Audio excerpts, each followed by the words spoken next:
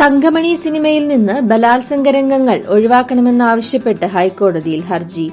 1986 തങ്കമണി സംഭവത്തിന്റെ വികലമായ ചിത്രീകരണമാണ് ടീസറിൽ വ്യക്തമാകുന്നതെന്നായിരുന്നു ഹർജിയിലെ ആരോപണം.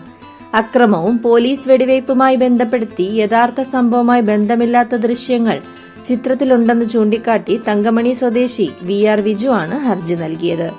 സിനിമയുടേതായി പുറത്തിറങ്ങിയ ടീസറിൽ നിന്ന് ഇത്തരം രംഗങ്ങൾ ചിത്രത്തിലുള്ളതായി വ്യക്തമാകുന്നു എന്നാണ് ഹർജിയിൽ പറയുന്നത്. എന്താണ് തങ്കമണി സംഭവം? 1986 ഒക്ടോബർ 21 സംഭവം നടന്നത്.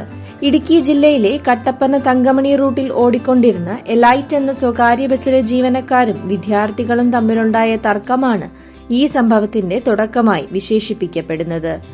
1986 കാലഘട്ടത്തിൽ പാറമടയിൽ നിന്നും തങ്കമണി വരെയുള്ള റോഡ് ഗതാഗത യോഗ്യമല്ലായിരുന്നു.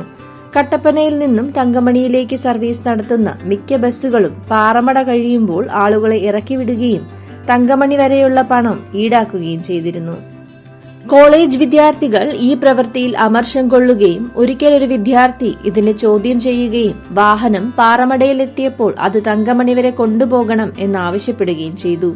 എന്നാൽ വാക്കുതർക്കത്തിൽ കണ്ടക്ടർ വിദ്യാർത്ഥിയെ വണ്ടിയിൽ നിന്നും മർദ്ദിച്ച് പുറത്താക്കി. സംഭവമറിഞ്ഞ ജനങ്ങൾ പിറ്റേ ദിവസം വാഹനം പിടിച്ചെടുക്കുകയും തങ്കമണി ടൌണിലേക്ക് ബലമായി കൊണ്ടുവരികയും ചെയ്തു. ബസ്സിലെ തൊഴിലാളികൾ ചെയ്ത പ്രവൃത്തിക്ക് മാപ്പ് പറയണമെന്ന ജനങ്ങളുടെ ആവശ്യം നിരാകരിച്ച് ബസ് ഉടമയായ ദേവസ്യ കട്ടപ്പനയിൽ നിന്ന് പോലീസുമായി എത്തി ബസ് കൊണ്ടുപോകാൻ ശ്രമിച്ചു. പരിസരത്തെത്തിയ പോലീസിന്റെ ഇടപെടൽ നാട്ടുകാരെ രോഷാകുലരാക്കി.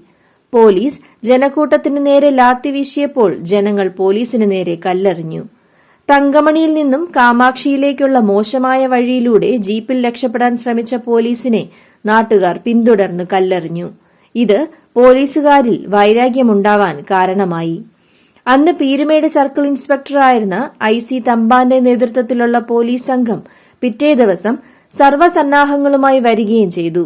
ഈ സമയം ഫാദർ ജോസ് കോട്ടൂരും കാമാക്ഷി ഗ്രാമപഞ്ചായത്ത് പ്രസിഡന്റ് മാത്യു മത്തായി തേക്കമലയും പഞ്ചായത്ത് ഓഫീസിൽ ചർച്ചയിലായിരുന്നു. പിന്നീട് അവർ IC തമ്പാനുമായി സംസാരിക്കുകയും പ്രശ്നം രമ്യമായി പരിഹരിക്കണമെന്ന് നിർദ്ദേശിക്കുകയും ചെയ്തു. എന്നാൽ ഇതിൽ കുപിതനായ തമ്പാൻ യാതൊരു മുന്നറിയിപ്പുമില്ലാതെ ജനങ്ങൾക്ക് നേരെ നിഷ്ഠൂരമായി വെടിവയ്ക്കാൻ കൽപ്പിക്കുകയായിരുന്നു. വെടിവയ്പിൽ കോഴിമല അവറാച്ചൻ എന്നയാൾ തൽക്ഷണം മരണമടഞ്ഞു.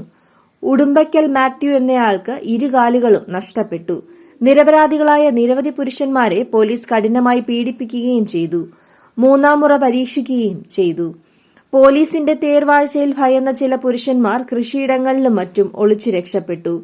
പക്ഷേ സ്ത്രീകളും കുട്ടികളും തനിച്ചായ ഈ അവസരത്തിൽ പോലീസ് അവരുടെ വീടുകളിൽ കയറി സ്ത്രീകളെ മാനഭംഗപ്പെടുത്തിയെന്ന് പറയപ്പെടുന്നു. എലൈറ്റ് ബസിന്റെ ഉടമയായിരുന്ന ദേവസ്യ പിന്നീട് കുമളി ഗസ്റ്റ് ഹൌസ് ഉദ്യോഗസ്ഥനാവുകയും സൂര്യനെല്ലി സ്ത്രീപീഡന കേസിൽ മുഖ്യപ്രതികളിലൊന്നാവുകയും ചെയ്തു. അന്നു മുതൽ ദേവസ്യ ഒളിവിലാണ്. ഈ സംഭവത്തെ അടിസ്ഥാനമാക്കി രതീഷ് രഘുനന്ദൻ സംവിധാനം ചെയ്യുന്ന ദിലീപ് ചിത്രമാണ് തങ്കമണി. നാട്ടിലെ പുരുഷന്മാർ വയലിൽ ഒളിഞ്ഞിരിക്കുന്നതും സ്ത്രീകളെ പോലീസ് മാനഭംഗപ്പെടുത്തുന്നതും ടീസറിൽ കാണുന്നുണ്ട്. തങ്കമണിയിൽ അന്ന് അത്തരം സംഭവം ഉണ്ടായതായി തെളിവോ രേഖകളോ ഇല്ലെന്നും തെളിവുകളില്ലാതെ ഇത്തരം സംഭവങ്ങൾ നടന്നുവെന്ന് കാണിക്കുന്നത് തങ്കമണി ഗ്രാമവാസികളെ സമൂഹത്തിൽ നിന്നും ഒറ്റപ്പെടുത്താനിടയാക്കുമെന്നും ഹർജിയിൽ പറയുന്നു. തങ്കമണി ഗ്രാമത്തെ മോശമായി ചിത്രീകരിക്കുന്നത് വിവേചനമാണെന്നും ഇത് മൌലികാവകാശ ലംഘനമാണെന്നും VR വിജു പറഞ്ഞു.